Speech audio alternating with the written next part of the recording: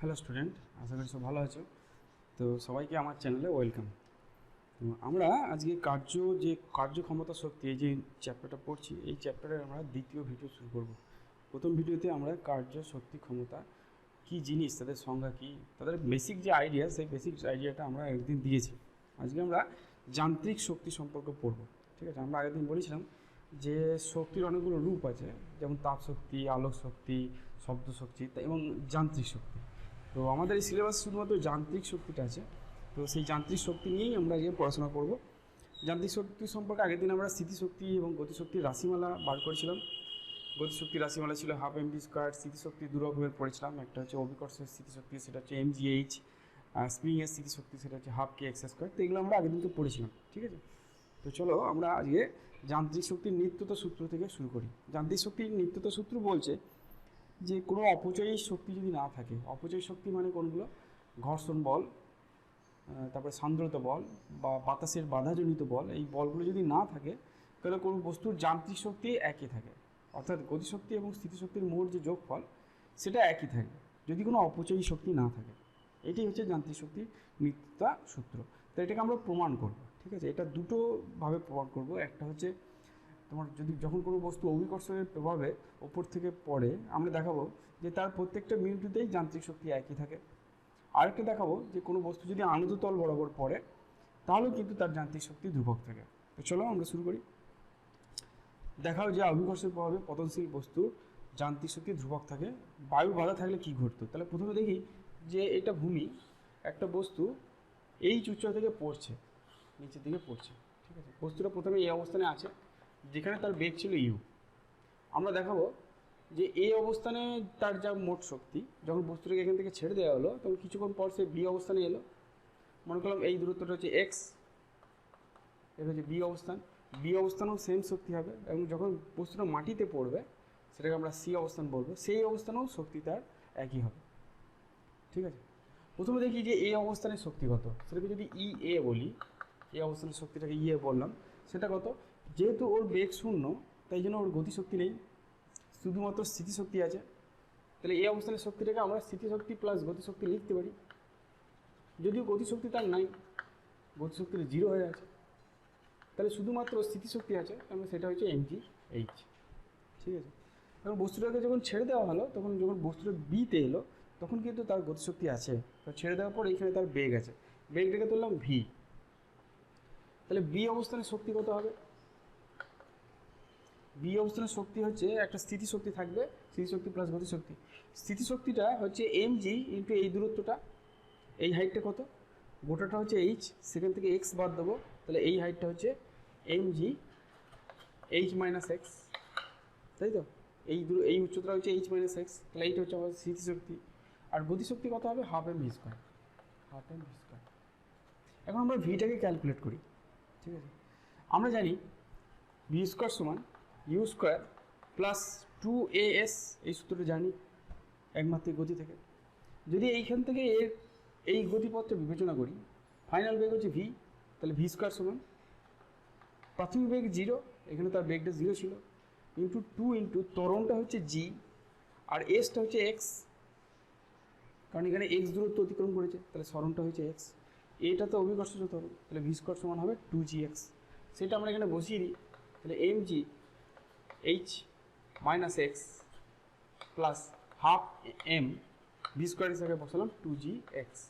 2 কেটে গেল, আমি ব্র্যাকেটটাকে যদি খুলি, m G H minus m g x plus m g x, m g x কেটে গেল, তার মানে এম জি এইচ হয়ে গেল, যেটা ই এর সঙ্গে সমান, তাই না? তাহলে বি বিন্দুতে শক্তি আর এ বিন্দুতে শক্তি কিন্তু সেম হবে। আমরা যদি সি বিন্দুতে শক্তি দেখি, সেটাকে যদি ইসি বলি, তাহলে ইসিতে মানে সি পয়েন্টে ওর স্থিতিশক্তি নেই, কারণ হাইট নেই, তাহলে স্থিতিশক্তি জিরো হয়ে গেল। গতিশক্তি কত হবে? হাফ এম, এখানে ওর বেগটা বললাম ভি ড্যাশ, তাহলে ভি ড্যাশ স্কোয়ার। এখন ভি ড্যাশ স্কোয়ারটা কত হবে সেটা আমরা এই সমীকরণটা থেকে পাবো। দেখো ইউটা জিরো আর এসটা হবে এইচ, কারণ এইখান থেকে এই সরণটা হবে এইচ। প্রথমেই বেগ ছিল জিরো, এইচ সরণের পর তার বেগ হয়েছে ভি ড্যাশ, তাহলে এস এর জায়গায় এইচ বসাবো, তাহলে সেক্ষেত্রে ভি ড্যাশের স্কোয়ার সমান কত হবে 2GH হবে। ঠিক আছে, এস এর জায়গায় আমরা এইচ বসাবো, তাহলে আমরা এটাকে লিখতে পারি হাফ এম ভি ড্যাশের জায়গায় ভি ড্যাশের স্কোয়ার মানে হচ্ছে 2GH, তাই তো। ভি ড্যাশের স্কোয়ার সমান হবে 2GH, এক্স হবে না এইচ হবে, কারণ সি অবস্থানে তার সরণ হয়েছে এইচ। 2 কেটে গেল, তার মানে MGH হয়ে গেল। তার মানে দেখছি এ অবস্থানে তার যা শক্তি, বি অবস্থানেও তাই শক্তি, সি অবস্থানেও তাই শক্তি, অর্থাৎ তিনটে পয়েন্টেই তার শক্তি সেম নিয়েছে, অর্থাৎ যান্ত্রিক শক্তি ধ্রুবক থাকছে। কিন্তু যদি বায়ুর বাধা থাকতো, তাহলে কি হতো? মনে করলাম যে বায়ুর বাধা হচ্ছে এফ,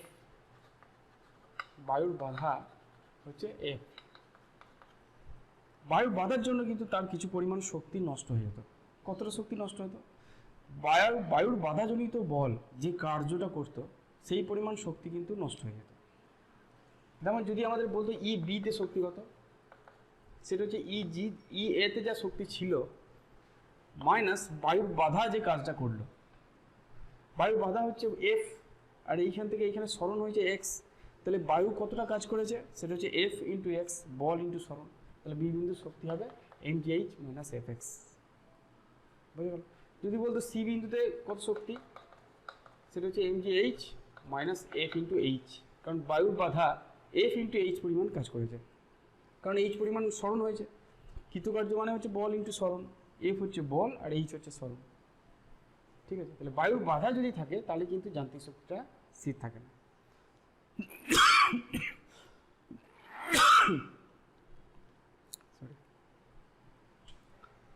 তাহলে সি বিন্দুতে শক্তিটা কিছু পরিমাণ কমে যেত, বুঝলো? এবার দেখি যে চলো যে নত তলে মসৃণ আনত তলে কি করে বস্তুর যান্ত্রিক শক্তি ধ্রুবক থাকে।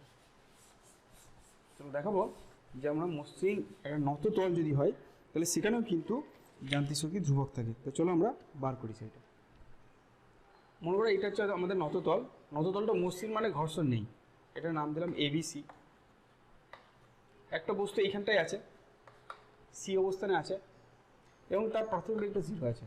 বস্তুটাকে যদি ছেড়ে দিই, যেহেতু ঘর্ষণ নেই, ও নিচের দিকে নেমে আসবে।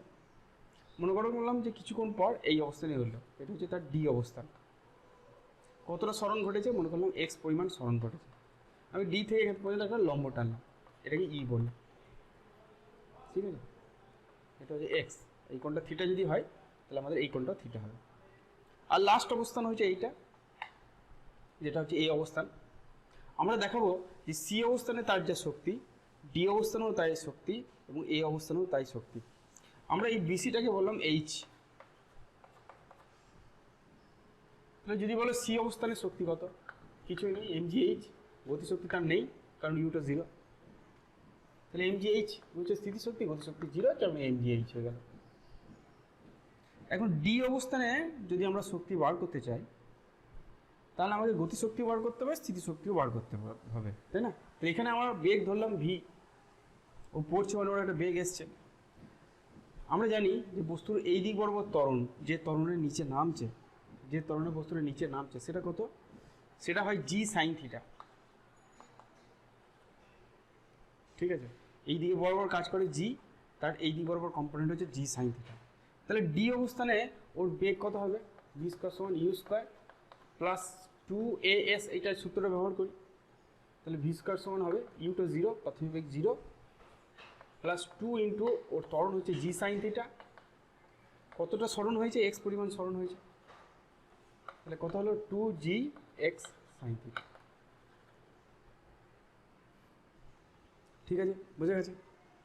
এবার যদি বলে যে এই অবস্থানে তার শক্তিটা কত, EDটা কত, প্রথমত স্থিতিশক্তি আছে কত, MGH। হাইটটা কত, হাইটটা হচ্ছে BE, তাহলে MG ইন্টু BE,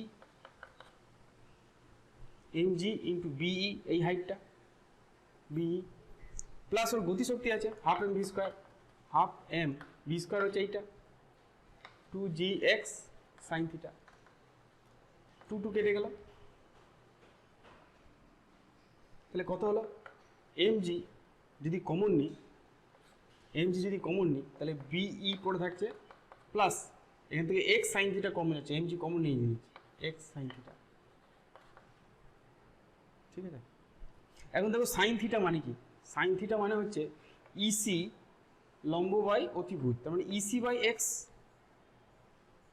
সাইন থিটার জায়গায় আমরা বসাবো কি ইসি বাই এক্স, সেই এক্সটা এই এক্সটা কেটে যাবে, তাহলে এটা কি পড়ে থাকবো mg BE plus EC. BE plus EC মানেই হচ্ছে এইচ, তাহলে হয়ে গেল এমজি এইচ। তাহলে শক্তি একই থাকছে, এই অবস্থানে যা সি অবস্থানে যা শক্তি ছিল ডি অবস্থানেও সেই সেম শক্তি আছে। এবার দেখবো এই এ অবস্থানে কি একই শক্তি থাকবে? এই অবস্থানেও একই শক্তি থাকবে। চলো দেখি, মনে করলাম এই অবস্থানে ওর যে বেগ সেটা হচ্ছে ভি ড্যাশ, তাহলে আমরা লিখতে পারি এই ভি স্কোয়ার সমান ইউ স্কোয়ার প্লাস 2as এই সমীকরণ থেকে ভি ড্যাশ স্কোয়ার প্রাথমিক বেগ 0 ইন্টু 2 ত্বরণ হচ্ছে জি সাইন থিটা ইন্টু ও সরণ হচ্ছে এক্স এইচ, সরণ হচ্ছে এসি, তাই তো? সরণ হয়েছে এসি, এখানে সরণ এইখান থেকে এখানে পর্যন্ত এসছে, তার মানে সরণ হয়েছে এসি। তার মানে এটা হবে 2g সাইন থিটা মানে কি BC by AC, BC by AC into AC, AC AC কেটে গেল, তাহলে 2g ইন্টু বিসি, বিসি মানে হচ্ছে এইচ, ঠিক আছে। তাহলে ই এ বিন্দুতে শক্তি কত হবে? এখানে যখন চলে এসছে তখন স্থিতিশক্তি 0 হয়ে গেছে, তাহলে স্থিতিশক্তি 0, গতিশক্তি হচ্ছে half m v dash square, half m v dash square, v dash square মানেই হচ্ছে 2g এইচ, 2 কেটে গেল এমজি এইচ, বুঝা গেল? তাহলে এই অবস্থানেও শক্তি সেমই আছে। তো খুব সিম্পলভাবে আমরা এটাকে প্রমাণ করতে পারি যে যদি ঘর্ষণ না থাকে, অপচয় বল না যদি না থাকে, তাহলে বস্তুর যান্ত্রিক শক্তি ধ্রুবক থাকবে। আচ্ছা, যদি অপচয় বল থাকতো, যদি ঘর্ষণ থাকতো, তাহলে কি হতো দেখি। যদি ঘর্ষণ থাকতো, যদি ঘর্ষণ থাকতো তাহলে এই অবস্থানে যে শক্তিটা হতো সেটা এমজিএইচ তো হতো না, এমজিএইচ থেকে কিছুটা কম হতো। কতটা কম হতো? সেটা হচ্ছে এখানে ঘর্ষণ বল যে কাজটা করছে, যদি ঘর্ষণ বলকে ছোট হাতের এফ লিখি তাহলে এফ ইন্টু এবি পরিমাণ কাজ করবে, ঘর্ষণ বল ইন্টু সরণ, তাই তো? এসি, সরি এবি না, এসি পরিমাণ, কারণ এখানে সরণ হয়েছে এসি, বল ইন্টু সরণ হচ্ছে কৃতকার্য, তাহলে ঘর্ষণ বল দ্বারা কৃতকার্য বা ঘর্ষণ বল দ্বারা অপচয়ী শক্তি সেটা হচ্ছে বল ইন্টু সরণ, তাহলে বল হচ্ছে এফ, এসি হচ্ছে সরণ, ঠিক আছে? বোঝা গেছে? এটা কীভাবে লিখতে পারি? এমজিএইচ মাইনাস এফ মানে কি? এফ মানে হচ্ছে মিউ আর বা মিউ এন, যাই বলি না কেন, তবে এফ সমান হচ্ছে মিউ এন, তার মানে হচ্ছে মিউ এমজি কস থিটা, কিন্তু আমরা বহুবার করেছি, তাই না?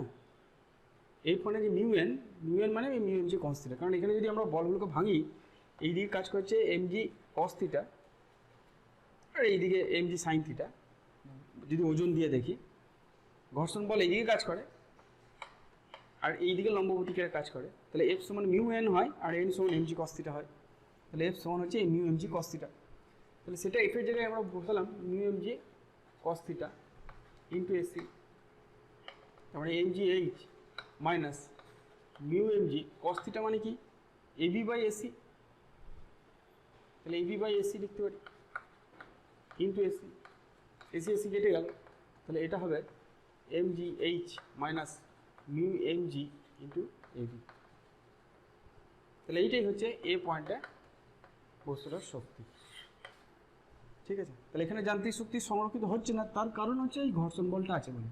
যদি ঘর্ষণ বলটা না থাকতো তাহলে কিন্তু এই পয়েন্টের শক্তি সেমই থাকতো, যা সি পয়েন্টের শক্তি সেইটাই থাকতো, ঠিক আছে? চলো একটা অদ্ভুত কেস করি।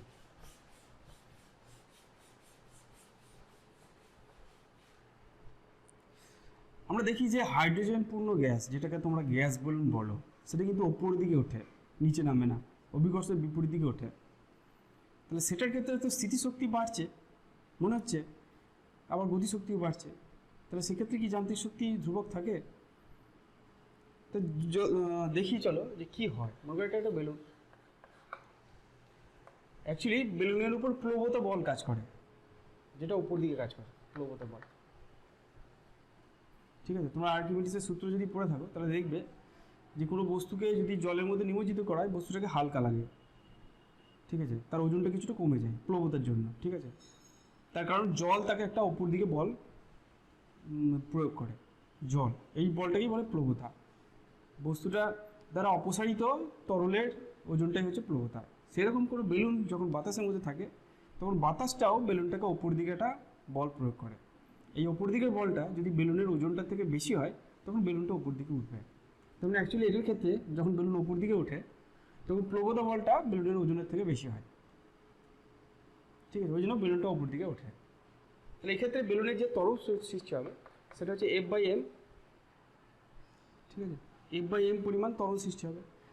মনে করলাম এই উচ্চতায় উঠলো, বেলুনটা প্রথমে এইখানে ছিল, কিছুক্ষণ পর বেলুনটা এই উচ্চতায় উঠে গেল।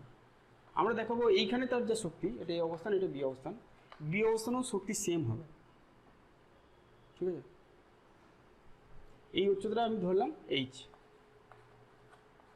তাহলে এইখানে তার বেগটা যদি 0 হয়, এইখানে যদি বেগ ভি হয়, তাহলে ভিটা কত হবে?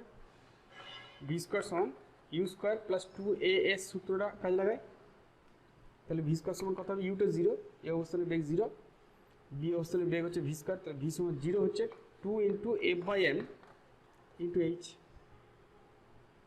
ঠিক আছে, এখন আমি ধরলাম এইখানটাতে EA তে শক্তি 0, ধরলাম EA হচ্ছে 0, তাহলে কি EBটা 0 হবে?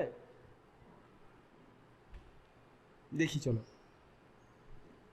কোনো বস্তু যখন কোনো একটা বলের অধীনে যেদিকে বল প্রয়োগ করছে সেই দিকে যদি যায় তাহলে তার শক্তি কমে, এটা মনে রাখবে। যেমন কোনো বস্তুকে ওপর থেকে নিচের দিকে ফেললে সে কি হয়, তার স্থিতিশক্তিটা আস্তে আস্তে কমতে থাকে, তাই না? তাহলে কোনো বস্তু যদি বলের অধীনে যেদিকে তার উপর বল প্রয়োগ করছে তার সরণটা যদি সেই দিকেই হয় তাহলে তার শক্তি কমবে। তাহলে এ থেকে বিতে গেলে এই বেলুনটার স্থিতিশক্তি কমবে। শক্তি কমবে মানে কি যান্ত্রিক শক্তি না, স্থিতিশক্তিটা কমবে। ঠিক আছে, যেহেতু যেদিকে বল প্রয়োগ হচ্ছে প্লবতার উপর দিকে কাজ করছে এবং বস্তুটা প্লবতার দিকেই যাচ্ছে, তাহলে বস্তুটার স্থিতিশক্তি কমবে। তাহলে এক্ষেত্রে স্থিতিশক্তি যেটা হবে ই বিতে শক্তি, সেটা হচ্ছে স্থিতিশক্তি প্লাস গতিশক্তি। এই যে স্থিতিশক্তি এটা কমে যাবে, অর্থাৎ মাইনাস হবে। কতটা হবে? স্থিতিশক্তি বার করবো কী করে? প্লবতা বল ইন্টু সরণ, অর্থাৎ F × h, মাইনাস FH পরিমাণ শক্তি কমে যাবে। বুঝলে? যেহেতু আমি এটাকে 0 ধরেছি, তাহলে ওপর দিকে বলের প্রভাবে নামছে, তাহলে ওর শক্তি আস্তে আস্তে নেগেটিভ হবে। তাহলে মাইনাস FH কমে যাচ্ছে, 0 থেকে কমছে মানেই নেগেটিভ। গতিশক্তি কত হবে? ½ mv², তাহলে ½ × m × v² মানে হচ্ছে এইটা 2 × F/m × h। 2 কেটে গেল, mm কেটে গেল, তাহলে মাইনাস FH। তাহলে ইবি কত বেরোলো? Minus FH। এইটা কত বেরোবে? Plus F × h plus FH, তার মানে হয়ে গেল 0।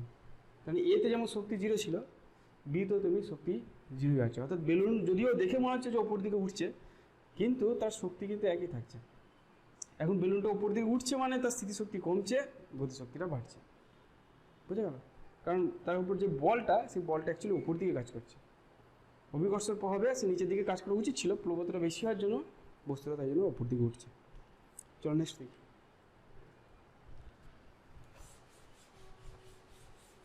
চটপট আমরা কতগুলো অঙ্ক করব এখান থেকে।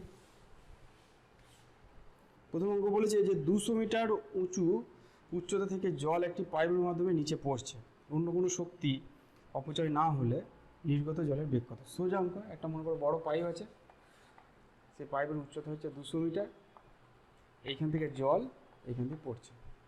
তাহলে এইখানে যে জলের ট্যাঙ্কিটা আছে, মনে করো এখানে অনেক জল আছে, সেই জলের শুধুমাত্র স্থিতিশক্তি আছে, সেটা কত? mgh।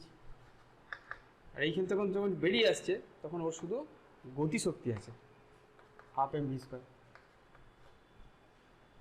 বুঝতে পারো? তাহলে স্থিতিশক্তি, এখানে গতিশক্তি নেই, তাহলে এখানে শুধু স্থিতিশক্তি আছে, আর এখানে স্থিতিশক্তি নেই, শুধু গতিশক্তি আছে। তাহলে পুরো স্থিতিশক্তিটা এখানে গতিশক্তিতে পরিণত হয়েছে, যান্ত্রিক শক্তির সংরক্ষণ সূত্র। তাহলে কী হবে? ভি সমান কত হবে? দেখো √2gh হবে। ঠিক আছে, এমটা কেটে যাবে, 2টা এদিকে যাবে, ভি সমান √2gh। আমাদের জানতে চাই নির্গত জলের বেগ কত, বার করলাম। 2 × g এর মান হচ্ছে 9.8 × h এর মান হচ্ছে 200 মিটার। ঠিক আছে। তো এটা 400 মানে 20, পুরো 20 রুট ওভার 9.8, এটা 20 ইন্টু এটা 3.14 মতন হয়, ঠিক আছে। তারপরে এটা কত হবে 60 আর 14×2 = 28, 60.28 metre per second, 60.28 metre per second, এরকম কাছাকাছি আসবে, দেখবে ঠিক ক্যালকুলেট করে নেবে, আমি আন্দাজে লিখলাম প্রায় 9.8 রুট ওভার 3.14 কাছাকাছি আসে। নেক্সট দেখি চলো।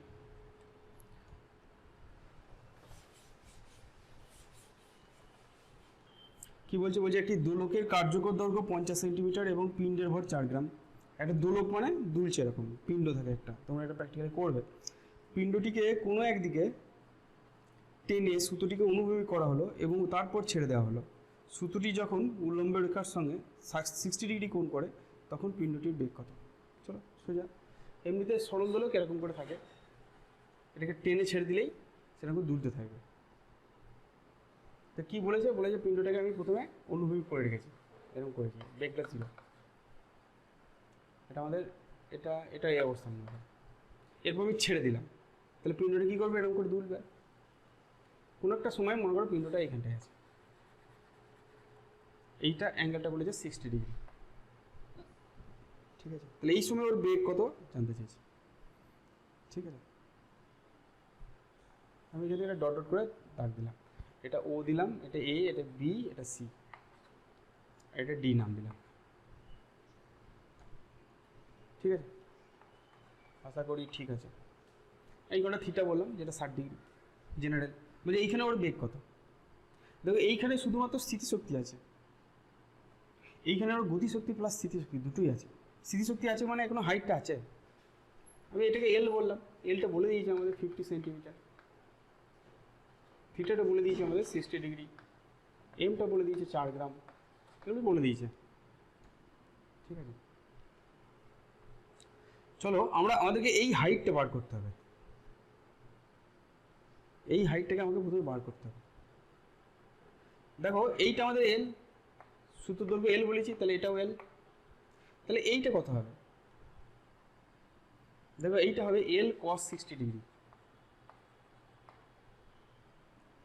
কারণ এই কোণটার সাপেক্ষে এটা ভূমি, এটা অতিভুজ, তাহলে ভূমি বাই অতিভুজ মানে হচ্ছে cos 60, তাহলে ভূমি সমান হচ্ছে অতিভুজ ইন্টু cos 60, তাহলে ভূমিটা সমান কী হবে, অতিভুজ ইন্টু cos 60, তাহলে এল ইন্টু cos 60, cos 60 মান হচ্ছে হাফ, তাহলে এই দৈর্ঘ্যটা হবে কত, এল বাই 2।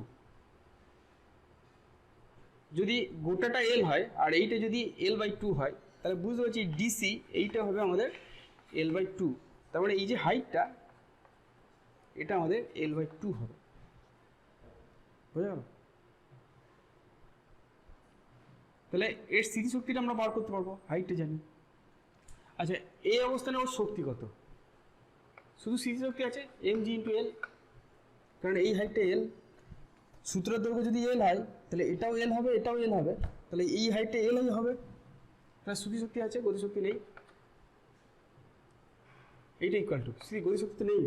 এই অবস্থানে ওর স্থিতিশক্তি কত, m g into l by 2, গতিশক্তিটা আমরা, বেগটা আমরা জানি না, বেগটা আমাদের বার করতে হবে, তাহলে m v square, half m v square, ঠিক আছে, বুঝে গেল। হাফ এম ভি স্কোয়ার সমান কত হবে, এমটা সব জায়গায় কেটে যাবে, তাহলে এমটা আমি লিখছি না, হাফ ভি স্কোয়ার সমান এই এমটা কেটে গেল, তাহলে জিএল মাইনাস হাফ জিএল হবে, এটাকে ওদিকে নিয়ে গেলাম, জিএল মাইনাস হাফ জিএল, তার মানে হাফ জিএল হয়ে গেল, এই হাফটা কেটে গেল, তাহলে ভি সমান কত হবে, রুট ওভার জিএল, ঠিক আছে। চলো মান বসাই, জি এর মান হচ্ছে 9.8 আর এল এর মান হচ্ছে 0.5, মানে হাফ অ্যাকচুয়ালি, তারপর এটা হবে রুট ওভার 4.9, এটা হবে রুট ওভার 4.9, রুট ওভার 4 মানে রুট ওভার 4.9 মানে হচ্ছে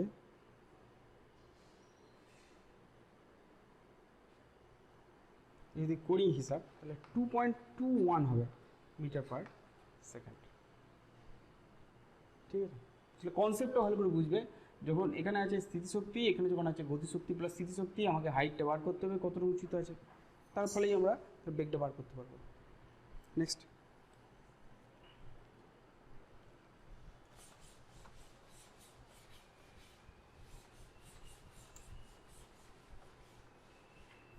কি বলেছে, বলেছে একটা পাম্প মিনিটে 200 লিটার জল 5 মিটার উচ্চে তুলছে।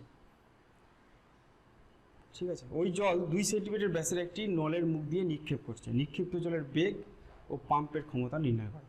চলো করি।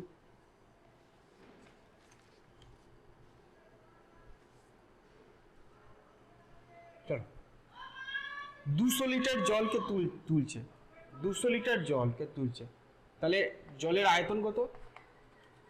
জলের আয়তন হচ্ছে 200 লিটার। 200 লিটার দিয়ে ক্যালকুলেশন করা যাবে না, আমাকে এটা ঘন মিটারে নিয়ে আসতে হবে। তাই জন্য আমরা 200 লিটারকে 10⁻³ দিয়ে গুণ করলাম, তাহলে সেন্টিমিটার কিউতে এলো, সেন্টিমিটার কিউতে এলো, ঘন সেন্টিমিটার এলো। ঠিক আছে, তাহলে যে জলটা তুলছে তার আয়তন হচ্ছে 200 × সেন্টিমিটার কিউব। এটা ক মিনিটে চলছে? 1 মিনিটে তুলছে, কিন্তু 1 মিনিটে আমাদের ক্যালকুলেশন করা যাবে না, আমাকে পাওয়ার বার করতে বলেছে, তার মানে সেকেন্ডে বার করতে হবে। এটাকে যদি মিটার কিউতে নিয়ে আসি, তাহলে 200 × 10⁻³ আছে, কিন্তু 10⁻⁻6 করলে আমাদের মিটার কিউতে আসবে। ঠিক আছে, সেন্টিমিটার থেকে মিটারে যাওয়া মানে 100 দিয়ে ভাগ করা, কিন্তু সেন্টিমিটার কিউ থেকে নিয়ে যাচ্ছি বলে 10⁻6 দিয়ে গুণ করতে হবে। তার মানে এটা হবে তোমার 3টে কেটে গেল, 2টো কেটে গেল, 2/10, তার মানে 1/5 মিটার কিউব। এতটা জল তুলছে, ক মিনিটে তুলছে? 1 মিনিটে। তাহলে 1 সেকেন্ডে জল উঠছে 1/5 × 60, 60 দিয়ে ভাগ করতে হবে, এত মিটার কিউব সমান 1/300 মিটার কিউব। এটা তো আয়তন পেলাম 1 সেকেন্ডে যে জলটা তুলছে। তাহলে ভরটা কত হবে? এই জলটার ভর, যে জলটা তুলছে তার ভর কত? জলের আয়তনটা বেশি, তাকে ঘনত্ব দিয়ে গুণ করব। জলের ঘনত্ব, যেহেতু আমরা এসআই করছি, জলের ঘনত্ব হচ্ছে 1000 kg/মিটার কিউব। তাহলে এটাকে আয়তনকে আমরা ঘনত্ব দিয়ে গুণ করব। আয়তনটা হচ্ছে 1/300, আর জলের যে ঘনত্ব শেষ হয় সেটা হচ্ছে 1000। 0 কেটে দেবো, 10/3 কেজি পার সেকেন্ড, অর্থাৎ প্রতি সেকেন্ডে 10/3 কেজি জল ওই পাম্পটা উপরে তুলছে। বুঝে গেল? প্রথমে জলের আয়তন 200 লিটার দিয়েছে, সেটাকে মিটার কিউতে নিয়ে এলাম, এবং তারপর 1 সেকেন্ডে কতটা জল উঠছে বার করলাম। ওর ক্ষমতা বার করতে গেলে আমাকে 1 সেকেন্ডে কতটা জল বেরোচ্ছে বার করতে হবে। কি সেটাকে আয়তনটা থেকে আমরা ভরে কনভার্ট করলাম, এটা ফার্স্ট স্টেপ। এবার ওই জলটাকে কি করছে? ওই জলটাকে সে 5 মিটার উপরে তুলছে, এরকম একটা নলের মুখ আছে, সেই মুখ দিয়ে বার করছে। এবার শুধুমাত্র পাম্পটা যে স্থিতিশক্তি মানে mgh পরিমাণ কাজ করছে সেটা নয়, কারণ এখানে নল দিয়ে যে জলটা বেরোচ্ছে তার কিন্তু একটা বেগ আছে।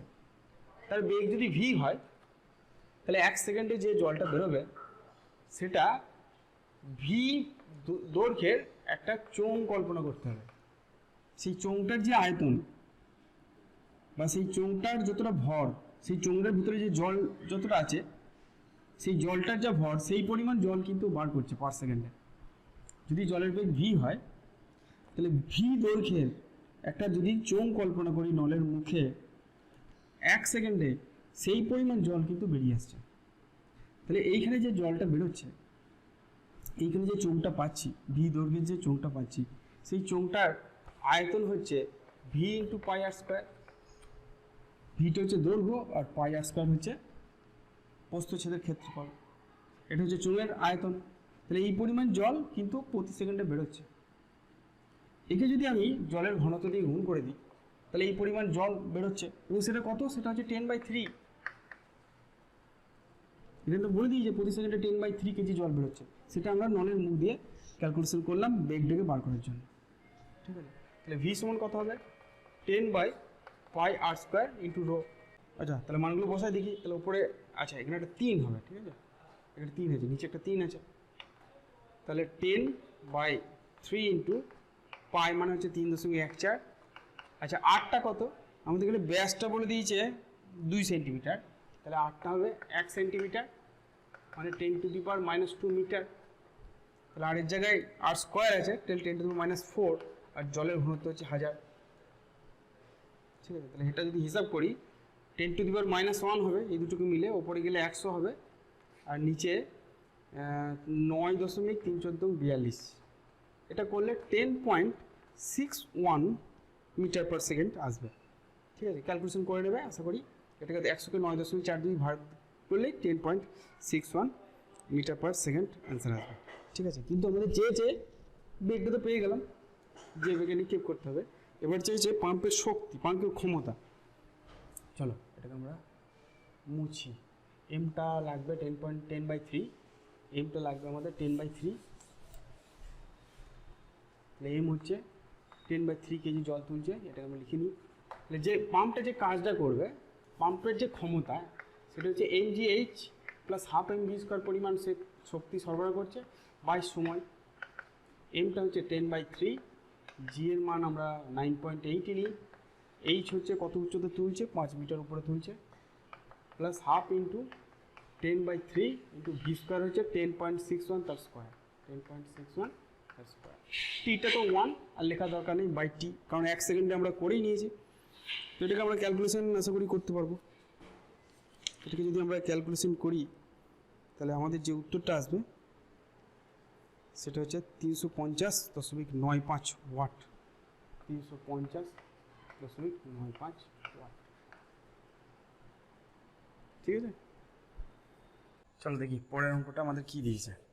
আমাদের দিয়েছে যে এইচ উচ্চতা থেকে এম ভরের একটি বস্তু একটি উল্লম্ব স্প্রিংয়ের উপর রাখা একটি হালকা স্প্রিংয়ের হালকা প্ল্যাটফর্মের উপর পড়ে এবং তার সঙ্গে আটকে যায়, এর ফলে স্প্রিংটি কতটা সংকুচিত হবে। চলো অঙ্কটা কী দিয়েছে দেখি। মনে করো এরকম একটা স্প্রিং দিয়েছে, ঠিক আছে, এরকম একটা স্প্রিং আছে, স্প্রিংয়ের উপর এরকম কোনো একটা প্ল্যাটফর্ম আছে, একটা বস্তু ওপর থেকে, বস্তুটার ভর দিয়েছে এম ভরের একটা বস্তু, সে এইচ উচ্চতা থেকে এসে এই স্প্রিংটার উপর পড়ছে। ঠিক আছে, তাহলে এই বস্তুটা যখন স্প্রিংটার উপর পড়বে তখন স্প্রিংটা নিশ্চয়ই সংকুচিত হবে, এর মধ্যে আটকেই যাচ্ছে এবং স্প্রিংটা কিছুটা সংকুচিত হয়ে যাবে কারণ এর ভর আছে। তো মনে করলাম স্প্রিংটার পরবর্তী অবস্থান, স্প্রিংটা সংকুচিত হয়ে গেছে, স্প্রিংটা এখানে চলে এসছে, তার ফলে বস্তুটা এখন এখানে চলে এসছে, অর্থাৎ ধরলাম যে স্প্রিংটা এর ফলে এক্স পরিমাণ সংকুচিত হলো। ঠিক আছে, আমাদের দিয়েছে যে এই এক্স এর মানটা কত জানতে চাইছে। তাহলে প্রশ্নটা ভালো করে বুঝতে পারলাম, আর বললি যে একটা স্প্রিং থেকে, স্প্রিংয়ের উপরে এইচ উচ্চতা থেকে এম ভরের একটা বস্তু আছে এবং সেটা যখন স্প্রিংয়ের উপর পড়ছে তখন স্প্রিংয়ের উপর আটকে যাচ্ছে এবং পড়ার ফলে এই স্প্রিংটা এক্স পরিমাণ সংকুচিত হয়েছে। কতটা সংকুচিত হয়েছে সেটা আমাদের জিজ্ঞেস করেছে। ঠিক আছে, তাহলে এক্ষেত্রে আমরা যদি যান্ত্রিক শক্তির সংরক্ষণ দেখি, তাহলে বস্তুটার যে স্থিতিশক্তিটা ছিল সেইটা স্প্রিংয়ের স্থিতিশক্তিতে রূপান্তরিত হয়ে গেছে। আমরা স্প্রিংয়ের শক্তির ফর্মুলা কিন্তু পড়েছিলাম, হাফ কে এক্স স্কোয়ার। ঠিক আছে, তাহলে স্প্রিংয়ের কতটা হাইট ছিল, যদি কেউ বলো এইচ হাইট, বলে এইচ হাইট কিন্তু নয়, স্প্রিংটার হাইট কিন্তু এইচ প্লাস এক্স। স্প্রিংটা বস্তুটার যে হাইট সেটা কিন্তু এইচ নয়, ঠিক আছে, সেটা হচ্ছে এইচ প্লাস এক্স, কারণ এই বস্তুটা পুরো এইচ প্লাস এক্স পরিমাণ নেমেছে। তাহলে ওর স্থিতিশক্তি কতটা কমেছে, সেটা হচ্ছে M G h plus x. এই স্থিতিশক্তিটা কমেছে, তাহলে নিশ্চয়ই এই স্থিতিশক্তিটা স্প্রিংয়ের স্থিতিশক্তিতে পরিণত হয়েছে, তাহলে এইটা equal to half K x square. ঠিক আছে, তাহলে এটাকে লিখতে পারি 2 দিয়ে যদি গুণ করে দিই তাহলে 2mgh plus 2mgx is equal to k x square. তাহলে এটাকে এইভাবে লিখতে পারি k x square minus 2mgx minus 2mgh equal to 0। এটা এক্স এর একটা দ্বিঘাত সমীকরণ, এখান থেকে আমরা এক্স এর মানটা বার করতে পারবো। এক্স এর মানটাই আমাদের বার করতে দিয়েছে। এক্স কত হবে, এক্স হচ্ছে মাইনাস বি, এইটা হচ্ছে আমাদের বি, তাহলে 2mg minus b plus minus root over b square minus 4ac minus 4ac মানে এটা প্লাস হয়ে গেল, 4ac মানে 4 দুগুণে 8 হয়ে গেল, mgh আর কে, mgh আর কে বাই 2a ঠিক আছে, তাহলে এইটাই হচ্ছে এক্স এর মান। কিন্তু এখানে এক্স এর দুটো মান পাওয়া যাচ্ছে, একটা প্লাস দিয়ে একটা মাইনাস দিয়ে। দেখো এইখানে যে টার্মটা পেয়েছি সেটা কিন্তু 2mg থেকে বড়, কারণ এই রুট ওভারের ভেতরে এটা 4m² g² আছে, তার মানে এইটা হচ্ছে 2mg, রুট ওভারের বাইরে নিয়ে এলে রুট ওভারের ভেতরে যেটা আছে সেটা 2mg থেকে 4m² g² থেকে বড়, তার মানে ব্র্যাকেটের বাইরে আনলে, রুট ওভারের বাইরে আনলে এই টার্মটা কিন্তু 2mg থেকে বড়। যদি আমি এর মাইনাস সাইনটা নিই তাহলে এক্স এর ভ্যালুটা নেগেটিভ বেরিয়ে যাবে, তাই না? কিন্তু এক্স এর ভ্যালু এখানে নেগেটিভ হতে পারে না। এক্স এর নেগেটিভ ভ্যালু মানে হচ্ছে স্প্রিংটা উপর দিকে উঠে যাবে, সেটা কিন্তু সম্ভব নয়। তাহলে এক্স এর ভ্যালু একমাত্র পজিটিভ হতেই হবে। তাহলে এক্স এর ভ্যালু হবে 2mg plus root over 4m² g² plus 8mg hk by 2k।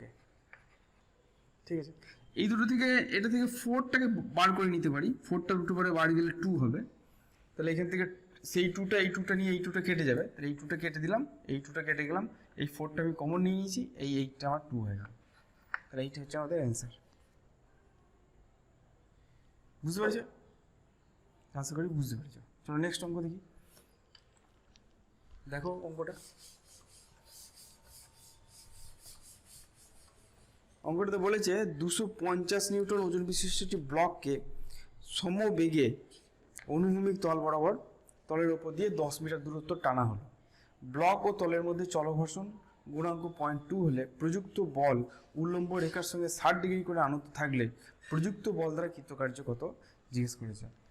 দেখো বলেছে এরকম একটা ব্লক আছে, ঠিক আছে, এই ব্লকের উপর আমি অনুভূমিকের সঙ্গে 60 ডিগ্রি কোণ করে 60 ডিগ্রি কোণ করে আমি একটা বল প্রয়োগ করেছি। বলের মান কিন্তু বলে দেয়নি। বস্তুটার যে ওজন, সেই ওজনটা হচ্ছে ডব্লু যদি বলি, এটা হচ্ছে ডব্লুটা বলে যায় আমাদের 250 নিউটন। ঠিক আছে, বলছে এই বলটার সাহায্যে আমরা এই বস্তুটাকে অনুভূমিক দিকে 10 মিটার সরালাম, তাহলে সরণ হলো 10 মিটার। ব্লক ও তলের মধ্যে চলঘর্ষণ গুণাঙ্ক হয়েছে, মিউটা দিয়েছে 0.2, ঠিক আছে, আর এই কোণটা 60 ডিগ্রি, এই আমাদের ডাটা দিয়ে দিয়েছে। দেখো বল প্রয়োগ করছি কিন্তু বস্তুটা সমবেগে যাচ্ছে, তার মানে এখানে বলের যে অনুভূমিক উপাংশটা সেটা ঘর্ষণ বলটাকে ব্যালেন্স করছে, তাই জন্য এ সমবেগে যাচ্ছে। ঘর্ষণ বল কোন দিকে কাজ করবে? এই দিকে ঘর্ষণ বল কাজ করবে।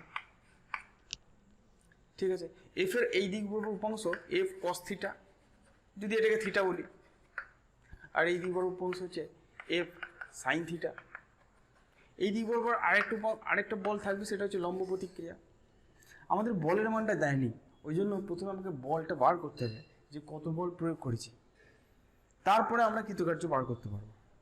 তো আমরা এখান থেকে দেখতে পাচ্ছি এই দিকের যে সমীকরণ আছে সেটার থেকে F sine theta plus N, এইটা সমান হচ্ছে ডব্লু। ডব্লু লিখলাম, এম জি লিখি নাই, কারণ ডব্লুটাই আমাদের দিয়েছে। তার মানে এন সমান লিখতে পারি W minus F sine theta. যেহেতু বস্তুটার কোনো ত্বরণ নেই, বস্তুটা সমবেগে যাচ্ছে, তাহলে এফ কস থিটাটা ঘর্ষণ বলের সঙ্গে সমান। ঠিক আছে, তাহলে F cos theta equal to ঘর্ষণ বল এফ। এফ মানে হচ্ছে মিউ এন, আর এন এর মানটা আমরা এখান থেকে পেয়ে গেছি, তাহলে F cos theta equal to mu W minus mu F sine theta. এইটাকে আমরা এদিকে নিয়ে গেলাম, এইটাকে এদিকে নিয়ে যাওয়ার পর এফ কমন নিলাম। যদি কমন নিই তাহলে কি পড়ে থাকবে? কস theta plus mu sine theta পড়ে থাকলো ইজিক্যাল টু মিউ ডব্লু। বুঝে গেল?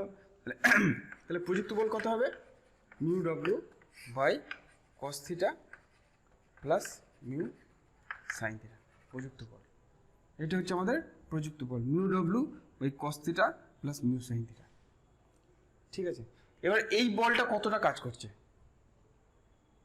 এই বলটা কতটা কাজ করছে, তাহলে বলের সঙ্গে সরণের ডট প্রোডাক্ট, সরণটা হচ্ছে আমাদের এই দিকে, অর্থাৎ থিটা বরাবর সরণ আছে।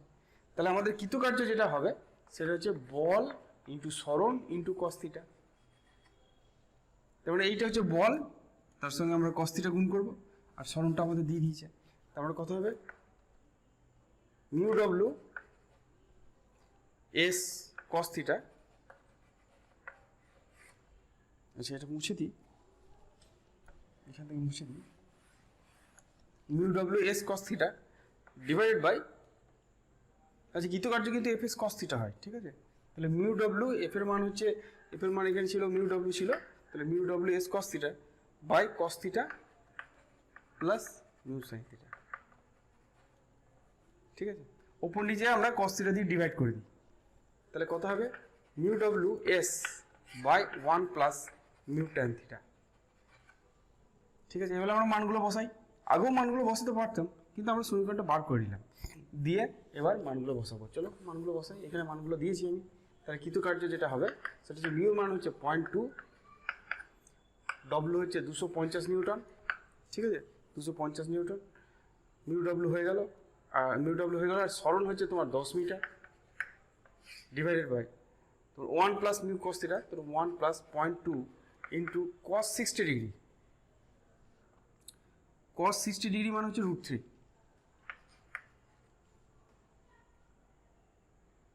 ঠিক আছে, cos 60 ডিগ্রি মানে হচ্ছে আমাদের √3। চলো কত হচ্ছে দেখি, এটা 2, এটা উপরে হলো 500 আর নিচে কত হলো 1 প্লাস 0.2 √3, এটাকে ক্যালকুলেট করতে পারবো, ঠিক আছে, এটাকে আমরা ক্যালকুলেশন করতে পারবো। এটাকে যদি আমরা ক্যালকুলেশন করি তাহলে দেখবো এটার যে ভ্যালু আসবে সেটা হচ্ছে 448.25 জুল, ঠিক আছে, বোঝা গেছে। তাহলে এইভাবে আমরা অঙ্কটাকে সলভ করবো। চলো নেক্সট দেখি, দেখো নেক্সট অঙ্ক কি দিয়েছে।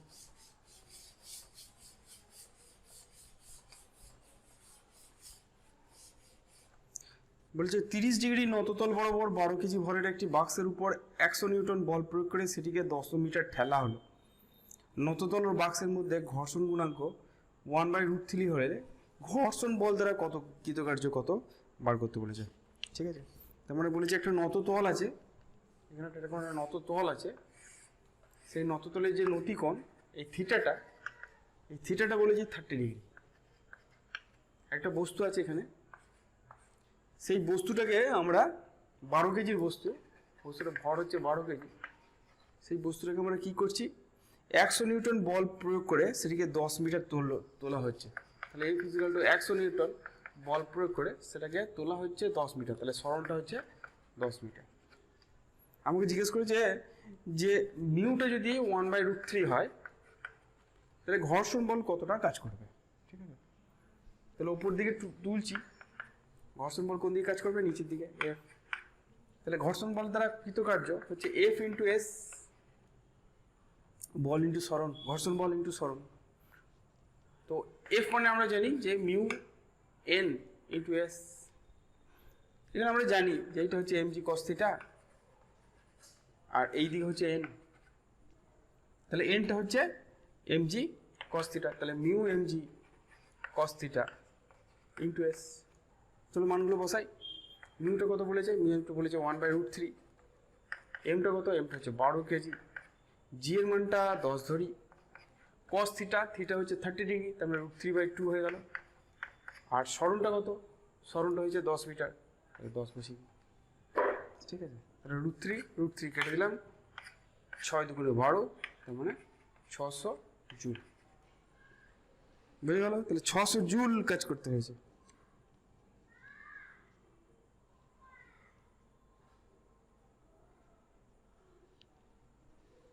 নেক্সট দেখি, চলো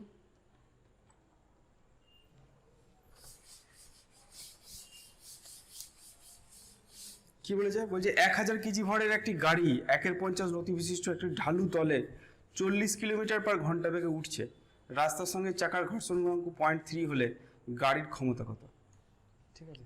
তাহলে আমাদের এখানে একটা গাড়ি উঠছে উপর দিকে, ঠিক আছে, গাড়িটা এরকম উপর দিকে উঠছে, সমবেগে উঠছে, তার মানে এখানে যে বলটা, গাড়িটা যে বলটা প্রয়োগ করছে সেটা ঘর্ষণ বলের বিরুদ্ধে কাজ করছে প্লাস ওর ওজনের বিরুদ্ধে কাজ করছে, ঠিক আছে। যেহেতু উপর দিকে উঠছে তাহলে এই দিক বরাবর দুটো বল আছে, একটা হচ্ছে ঘর্ষণ বল আর একটা হচ্ছে এমজি সাইন থিটা, এই দুটো বলের বিরুদ্ধে কাজ করছে, ঠিক আছে। তাহলে গাড়ির যে ক্ষমতা হচ্ছে বল ইন্টু বেগ, ত্বরণ তো নেই, তাহলে ও যে বলটা প্রয়োগ করছে সেটা F plus m g sine থিটার সঙ্গে সমান হবে। তাহলে যে বলটা যেটা প্রয়োগ করছে সেটা F plus m g sine থিটার সঙ্গে সমান হবে ইন্টু ভি। এবার এফ সমান আমরা জানি মিউ এন, এন মানে হচ্ছে এম জি কস থিটা, এটা আমরা জানি এফ সমান হচ্ছে মিউ এন, আর এন মানে হচ্ছে এম জি কস থিটা, এটা আমরা বারবার ইউজ করছি। এই দিকে হচ্ছে এন আর এই দিকে হচ্ছে এম জি কস থিটা। ঠিক আছে, তাহলে এফ এর জায়গায় যখনই আমরা এটা বসাবো তখনই দেখো এম জিটা কমন যাবে, তখনই এম জিটা কমন যাবে। দিয়ে কী পড়ে থাকবে? পড়ে থাকবে মিউ কস theta plus sine theta into V. ঠিক আছে, এবার আমাদের বলে দিয়েছে নতিটা হচ্ছে 1/50, মানে ট্যান থিটাটা বলে দিয়েছে 1/50, নতি মানে ট্যান থিটা। ট্যান থিটা যদি 1/50 হয়, নতি খুবই কম, তাহলে সাইন থিটাটাও 1/50 হবে, আর কস থিটাটা প্রায় 1 হবে। ঠিক আছে,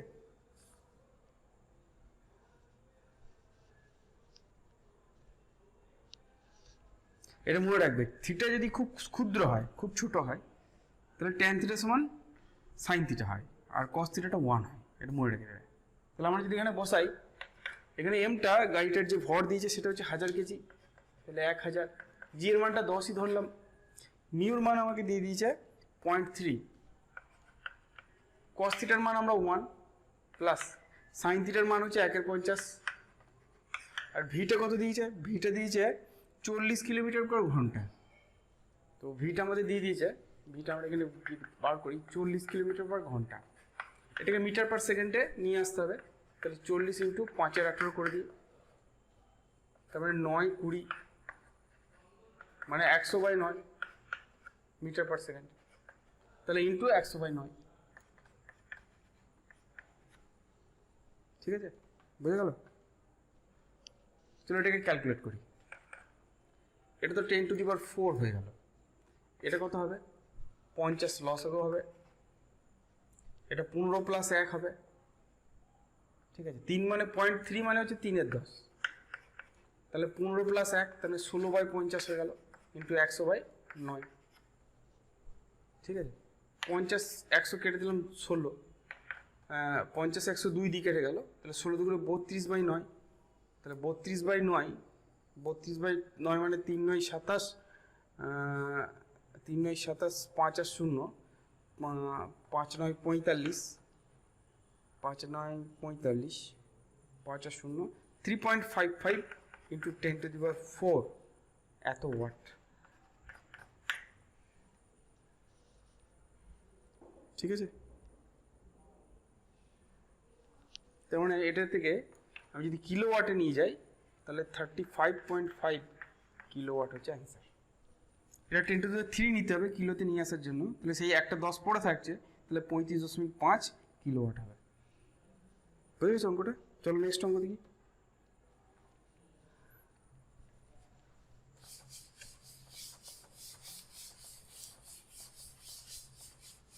কি বলছে? বলছে একটা দমকলের পাম্প মাটি থেকে 2 মিটার নিচ থেকে, মাটির 2 মিটার নিচে থেকে জলাশয় থেকে জল তুলে প্রতি সেকেন্ডে 50 কেজি জল ছুটছে, এবং ওই জল মাটি থেকে 8 মিটার উপরে দেওয়ালে লম্বভাবে 5 মিটার পার সেকেন্ড বেগে লাগছে।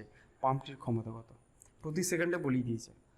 এখানে পাম্প যে কাজটা করেছে, এই অঙ্কটা অনেক সোজা, আগে এর থেকে কঠিন অঙ্ক করেছি। এখানে পাম্প যে কাজটা করছে সেটা হচ্ছে mgh প্লাস হাফ mv², এইটা কাজ করছে, এটা 1 সেকেন্ডে করছে।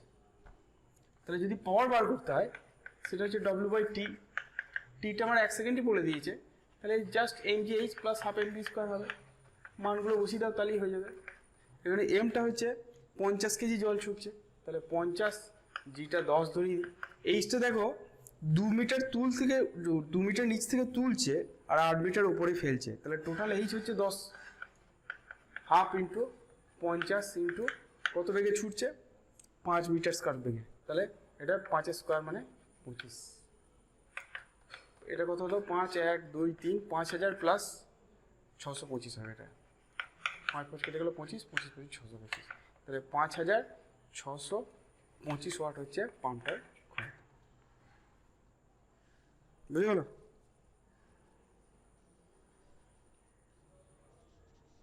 চলো নেক্সট দেখি। আচ্ছা, এটা লাস্ট আমাদের অঙ্ক। কি বলেছে দেখি, বলছে 1.5 মিটার দীর্ঘ এবং 0.8 কেজি ভরের একটি চেন অনুভূমিক টেবিলের উপর রাখা আছে এবং এর এক প্রান্ত টেবিল থেকে ঝুলছে। ঝুলন্ত অংশের দৈর্ঘ্য যখন মোট অংশের 1/3 অংশ, তখন চেনটি গড়িয়ে পড়তে শুরু করে। সমগ্র চেনটি যখন গড়িয়ে পড়বে তখন ঘর্ষণ বল দ্বারা কৃতকার্য কত? কি দিয়েছে দেখি, এরকম একটা টেবিল আছে, এই টেবিলের উপর এরকম একটা চেন এবং ঝুলছে। এই ঝুলছে কত? 1/3 অংশ, আর উপরে আছে কত অংশ? 2/3 অংশ। ঠিক আছে, ধরি চেনের একক দৈর্ঘ্যে ভর হচ্ছে এম এবং মোট দৈর্ঘ্য ধরলাম এ। ঠিক আছে, তো 1/3 অংশ যদি তখন হবে, তখন চেনটা গড়িয়ে পড়তে শুরু করে, এটা ফার্স্ট কন্ডিশন। 1/3 অংশের থেকে যদি কম হয় তাহলে কিন্তু চেনটা গড়িয়ে পড়বে না। তাহলে এক্ষেত্রে ঘর্ষণ বলটা এইদিকে কাজ করছে, তাহলে এক্ষেত্রে 1/3 অংশের ভরটা ঘর্ষণ বলের সঙ্গে সমান, জাস্ট পড়তে শুরু করছে, তাই যদি এই অংশটুকুনি ভর ঘর্ষণ বলের সঙ্গে সমান। এইটুকুনি অংশের ওজন ঘর্ষণ বলের সঙ্গে সমান। এইটুকুনি অংশের ওজন যদি বলি, তাহলে এইটুকুনি অংশের ভর হচ্ছে L/3 × M × G। তাই তো, গোটা তারটা হচ্ছে L, তাহলে এটা হচ্ছে L/3, আর একক দৈর্ঘ্য ভর বলেছি M, তাহলে L/3 অংশের ভর হচ্ছে L/3 × M × G করলে আমরা ওজন পেয়ে যাব। তাহলে এই ওজনটা ঘর্ষণ বলের সঙ্গে সমান। ঘর্ষণ বল হচ্ছে μN, তাই তো। এনটা কত? এইখানটা এন কাজ করছে, এনটা হচ্ছে 2/3 অংশের যে ওজন সেইটা, তাহলে এইটা সমান μ × 2/3 L mg। বুঝা গেল? তাহলে এইটা থেকে আমরা মিউটাকে ক্যালকুলেট করতে পারবো। দেখো, LmG কেটে গেল, এনটা নিশ্চয় বুঝতে পেরেছো, কারণ এইটুকুনি অংশের ভর হচ্ছে 2/3 L × M। ঠিক আছে, এনটা হচ্ছে M × G হয়, এমটা হচ্ছে এই 2/3 অংশের ভর, সেটা হচ্ছে LmG, 2/3 LmG। তাহলে এই LmG আর LmG কেটে গেল, তাহলে এক তিনটাও কেটে গেল, তাহলে মিউ সমান কত হবে? দেখো হাফ হবে, শুধু এই দুইটা ছিল, নিচে আসবে হাফ, 0.5 হচ্ছে মিউ। এটা ফার্স্ট কন্ডিশন। যখন এই অবস্থাতে আছে, যখন ফার্স্ট পজিশনে, ঘর্ষণ বল হচ্ছে μmg,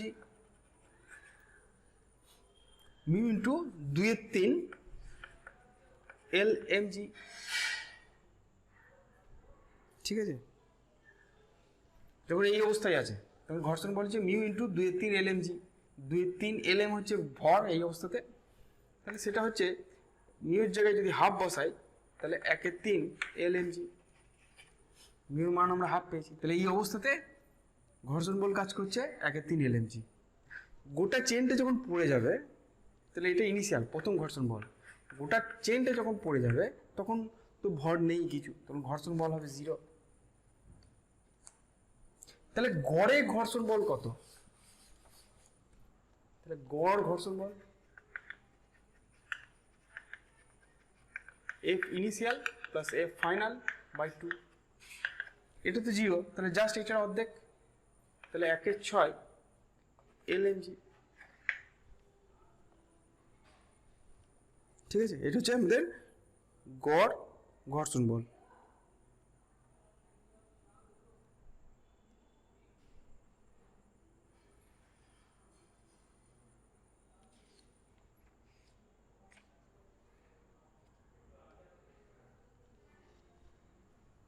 তাহলে কৃতকার্য কত হবে?